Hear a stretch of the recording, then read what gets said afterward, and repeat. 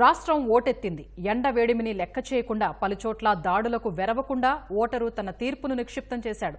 6 గంటలకు పోలింగ్ సమయం ముగిసినా అనేక పోలింగ్ కేంద్రాల్లో ఇప్పటికీ ఓటర్లు క్యూలైన్లలో వేచి ఉన్నారు.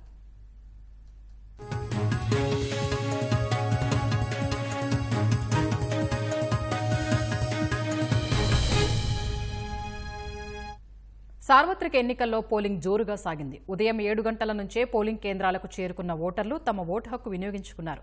క్యూ లైన్లలో బారులు తీరిన ఓటర్లు గంటల తరబడి వేచి చూసి మరీ ఓటు వేశారు. సాయంత్రం 5 గంటల వరకు రాష్ట్ర వ్యాప్తంగా 68.05% పోలింగ్ నమోదైంది.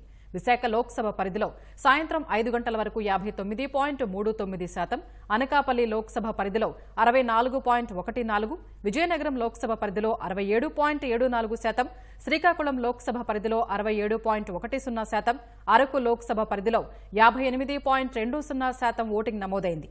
అమలాపురం లోక్సభ పరిధిలో 73.55%, రాజమహేంద్రవరం లోక్సభ పరిధిలో 67.93%, కాకినాడ లోక్సభ పరిధిలో 65.01%, నరసాపురం లోక్సభ పరిధిలో 68.98%, ఏలూరు లోక్సభ పరిధిలో 71.10% ఓట్లు పోలయ్యాయి. మచిలీపట్నం లోక్సభ పరిధిలో 73.53%, విజయవాడ లోక్సభ పరిధిలో 67.44%, గుంటూరు లోక్సభ పరిధిలో 65.58%, నరసరావుపేట లోక్సభ పరిధిలో 69.10%, బాపట్ల లోక్సభ పరిధిలో 72.57%, నెల్లూరు లోక్సభ పరిధిలో 69.55%, ఒంగోలు లోక్సభ పరిధిలో 70.44% పోలింగ్ నమోదైంది.